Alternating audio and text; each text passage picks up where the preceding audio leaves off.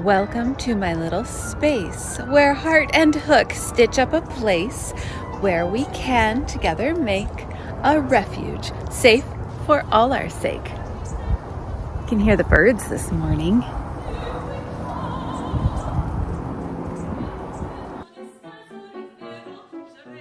So on the left you see my progress for the current shrug that I'm making, and on the right you see the shrug that I made last year that I am recreating as close as I can. So I explained this in my last vlog, but I had some of the same yarns, but mostly I had to use different yarns, and as you'll see coming up in a little bit, it turned out very, very, very similar. Once again, this is the pattern called Flower of Life Cropped Shrug by Star Lily Creations, and right now it is still currently just a tutorial on her Patreon.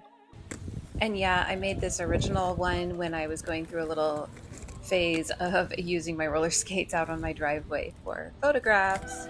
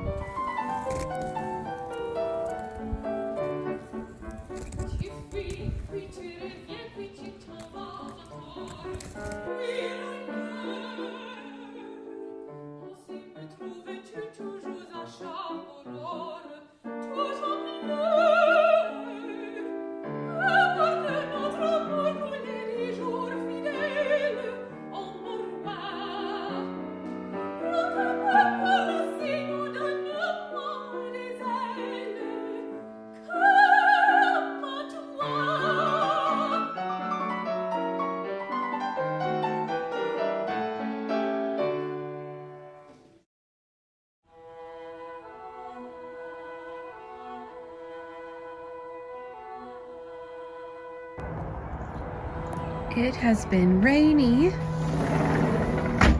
but we actually do have some clear skies right now with some nice sunlight. It is 1 hour after sunrise, and so it looks like perfect lighting right now for a photo shoot. I've put this sweater on the same direction I was wearing the previous one that this one was based off of, which is important. By the way, this is the pool equipment that I set my phone up on.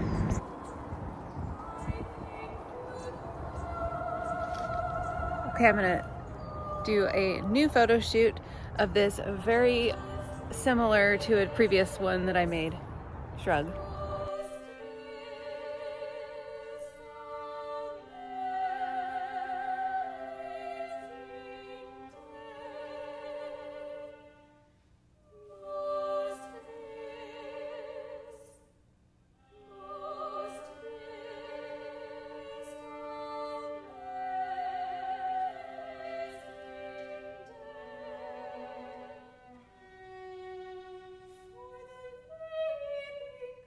On the left is the shrug I made last year, and on the right is the one I just finished. And as you can see, I tend to do the same poses over and over again.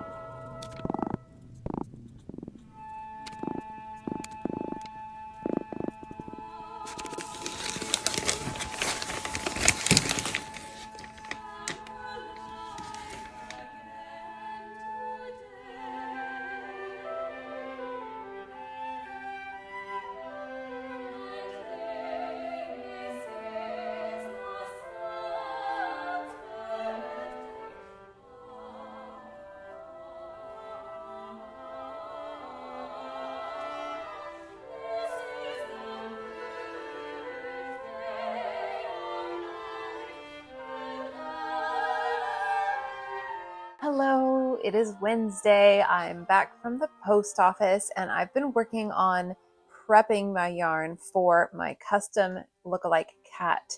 So this is what I've been making out of this yarn. So as you can see, this yarn has a gradation. It shifts from lighter to darker grays. And within that, each section is already kind of speckly. But what I've done is I've cut a bunch of lengths of this, and then I split it in half. So I'm splitting it into two sections of 2-ply for each strand that I cut of this. I cut like 2 arms lengths at a time because that's how much I can kind of like comfortably separate into 2. And then, so it's a bunch of shortish lengths and I'll be tying off a bunch of knots, but it'll be inside the doll. So it's easy to do and not going to have to weave in ends or anything. I can just leave all the knotted ends inside. And I've made 2 little balls of yarn.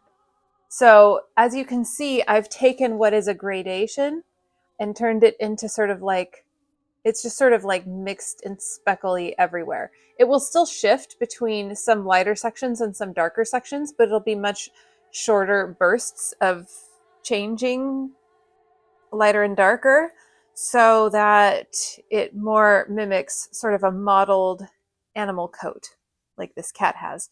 And then, so I've got that much done. It takes a while to prep the yarn. So it's like, I feel like crocheting it actually goes faster than prepping it. So if I start crocheting with this, I'll probably run out of it pretty quickly. But actually with the pattern I'm using, I'm going to start at the nose, the face. And it's not going to use this right away. Right at the front of the face, it's going to be more of the orangey color on top and white on the bottom. And so for the orangey peachy color, I'm going to be using these 2 mixed together. So I'm going to do the same thing I was doing with this, except instead of plying it with itself, like one yarn like I'm doing with this, I will do these 2 mixed together. So I will cut a length of each of these, pull them both in half, and then take half of each and mix them up with each other. So it's basically mixing these 2 while maintaining about a 4-weight yarn. So rather than, I don't want to just double them up because then the cat's going to be like huge, right? Because it's already a pretty big project. So I really do need to, if I want to mix these 2 together, I do need to split the yarns in half. A different way to do this is to go specifically by thinner weights of yarn to go together. But this is typically the size yarn I usually work with, and so I have a lot of it on hand, and this is the way I've been doing it. So that's why I have different price tiers for my custom cats. If you need me to mix yarns like this to get a multicolored coat, then it is going to cost a little bit more. So yeah, I'm going to do some of that splitting. I'm not sure. I might use some of this in combination with these 2 to just have more variety mixed in the coat. I'm not completely sure yet. I might just do the grays and then these and then like intersperse the colors. But I also kind of like the idea of mixing the gray with this one and mixing the gray with this one a little bit. Kind of have that as intermediary between this chunk of color and these chunks of color. Yeah, not completely sure how I'm going to do it just yet. But there we go. So I have some more yarn prep to do before I get to crocheting. Okay, I wanted to show you what a mess I've made of myself. So as you can see, here are my created mixed up yarns. This is the peachy one, this is the grays, and you can see I've got white here too, and I have to be deciding for every row where I'm going to change the colors. So this is going to be the nose. The nose is going to be stitched on like right about here, with the little mouth like right down here. And so this here is like the muzzle, like upper lip, cheeks. Like, do cats have cheeks? The little tuft of fat right here and like the upper lip area. So this is going to get, once I crochet the whole piece and stuff it, it's eventually going to get some shaping with stitches going through, like I forgot what that's called. But basically I'm going to cinch it in around the eyes and alongside the nose. So this is going to become the eyes up here. In the next row, I'm going to be making a spot where I can identify the eyes will be. Now this cat actually is missing an eye. So I'm going to go ahead and crochet it the way that the pattern says, which leaves a hole for safety eyes. However, I'm not even using safety eyes. I'm going to crochet the one eye that this cat has and stitch it on, but I'm going to crochet it with the holes anyway, just because it's easier to identify where the eye spots are when I do the shaping later. And then I can just stitch the eye on top of this spot, and on this spot it's going to be embroidered anyway, because there's a nice little line where you can see like the coloration of the black around the eyes is still there. And then over here I've got the 2 ears. Those will be crocheted on as I get to the spot for the ears. So I just wanted to show you this little mess I have, and this is all the yarn ends, scraps from tying off the little knots inside. Look at that. I just tie them off, leave them inside, and I cut them short because I don't want them getting in my way. I like to keep it tidy. And then I end up with lots of yarn scraps that I can use eventually to make more yarn scraps yarn. And there's Willie. Hi, Willie. He's a very happy dog.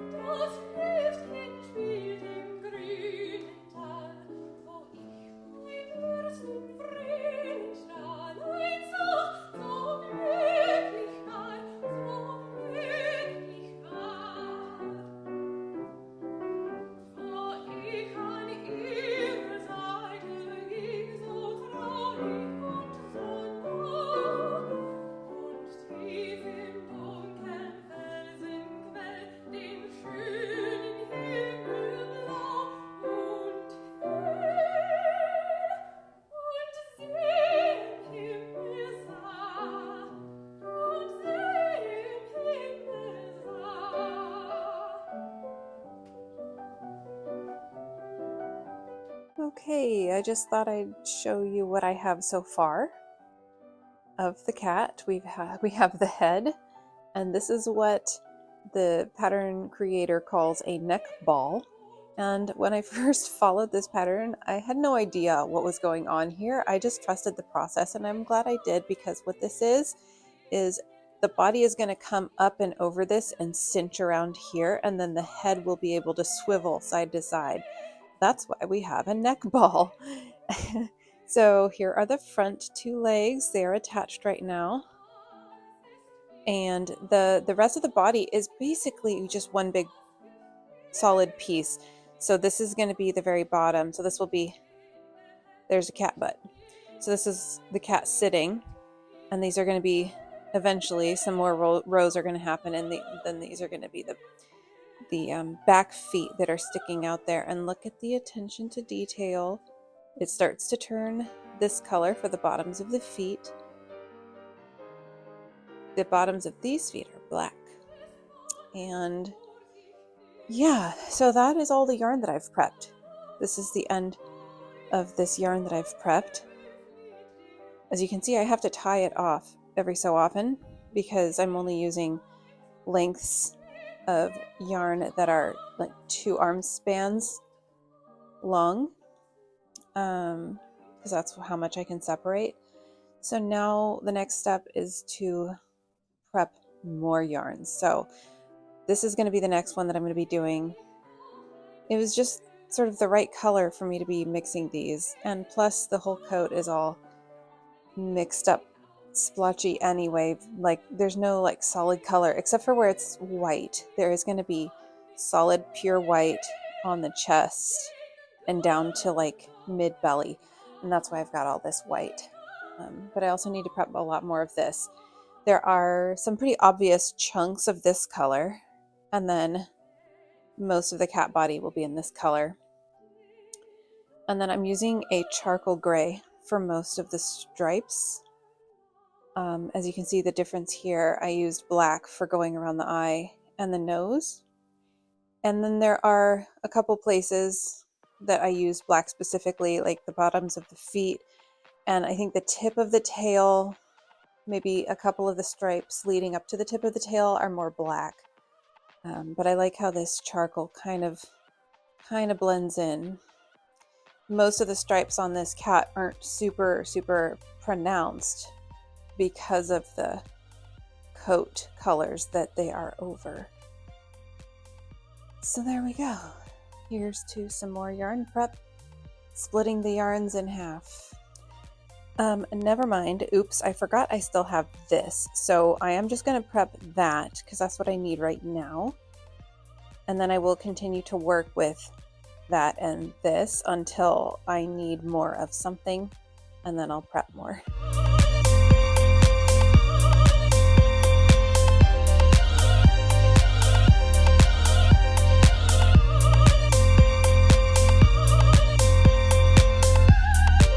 To celebrate Valentine's Day, I went back through the past year and collected anything that had any hearts or pink or purple or red.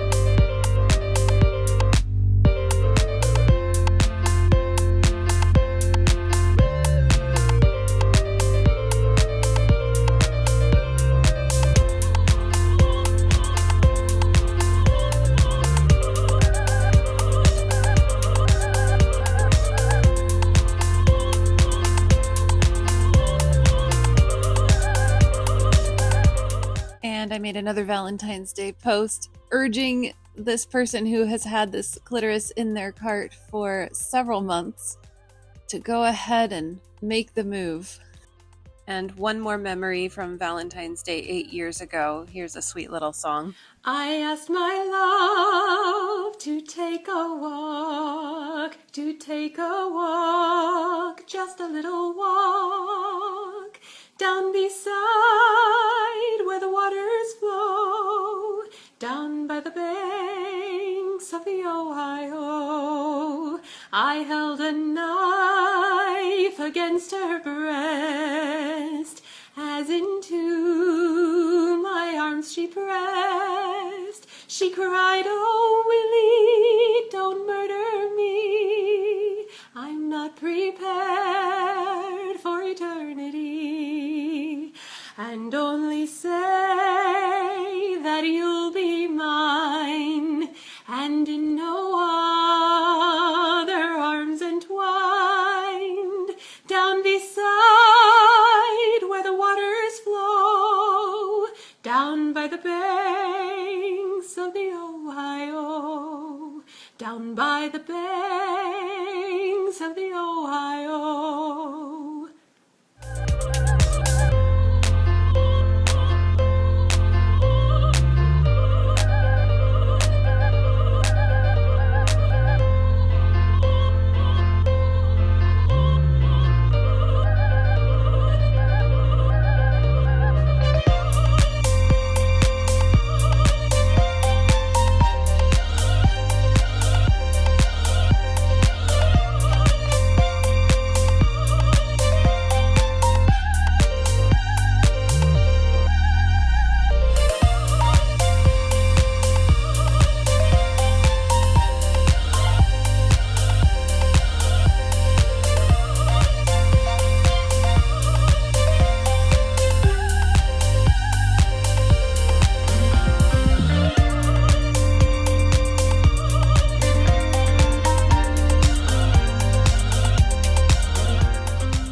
Okay, so let's do a progress report.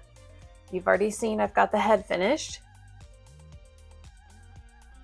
with the neck ball, and I am getting pretty near finished on the body. So this is where I've left off here. Look how awesome that is. Here's a spot, a hole where the tail ball will go, because the tail will be able to swivel as well as the head. So there's still several more rows as it gets smaller and smaller, and then the neck ball will fit inside the body so it can swivel. So here's the progress. I'll need to do some more of these charcoal lines stitched on top, and then I'll have the tail, and then she'll be done. And look at this shirt my mom just bought me. I'm definitely in like a not buying clothes for myself year again. But she found these shirts. Let me stand up. So it curves around the bottom, and the whole thing is like an oval folded in half with just one little line sewn right here, like that. And that gives it all it needs. And it creates this drapey sleeve and this drapey bottom hem. I love it. And it's hand dyed batik. So she found these. I'll just read you the little blurb on the back of this. This fabric was hand dyed using traditional batik methods. It is a technique of wax resistant dyeing applied to the cloth. This process is completely handmade and thus gives each outfit a distinctive look. By purchasing this product, you play an important role in continuing this unique tradition and helping small family-based businesses thrive on the island of Bali. So hopefully that's true and they aren't being exploited. But so yeah, batik, which is kind of the same process as the Ukrainian dyed Easter eggs that I actually showed off, I think, in the very first vlog I ever did, chapter 1, where you apply dye and then, you apply the wax and then you dye. And then you apply wax wherever you want that dye color to stay, and then you dye it again in a darker dye. So this is like the fabric equivalent of the Ukrainian eggs. Batik. It feels really nice to have something handmade again, a new handmade thing. There's even like little tiny bits of wax still on it here and there that I'll scrape off as I find them. And yeah, so it is Sunday, and I will be wanting to wrap this video up at some point tomorrow and close this chapter. So I think I'll just show you some more progress photos as I go with the rest of the cat.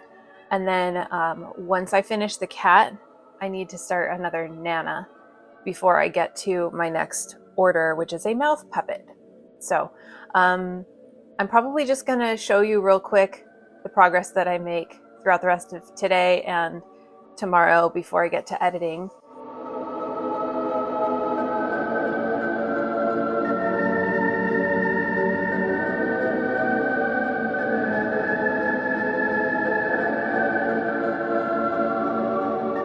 Here I'm working on the tail, and I sped up the video except right here where I'm showing how the curve of the tail is made by leaving unworked front loops of stitches in up to 3 rows down, and then you stitch into those as you come around what's going to be the inside of the curve. So there's some unworked stitches on the inside of the tail there.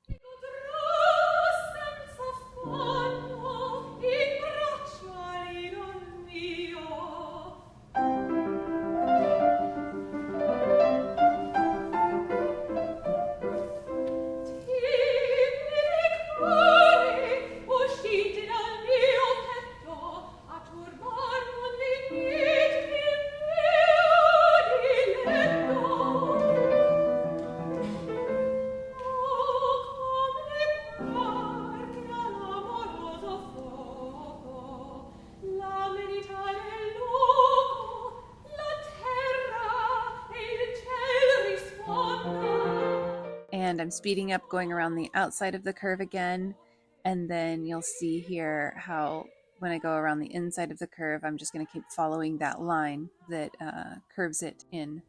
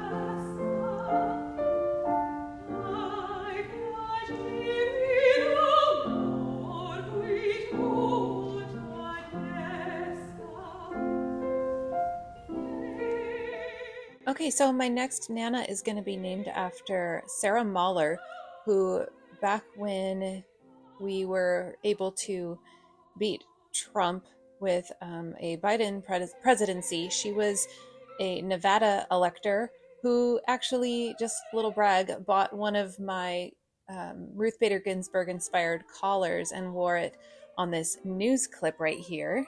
Signing a piece of paper seems like such an innocuous thing, but this is a document. This is an official ballot. The process took less than 20 minutes by Zoom. Nevada electors held up their ballots for Joe Biden and then Kamala Harris to be officially cast and counted.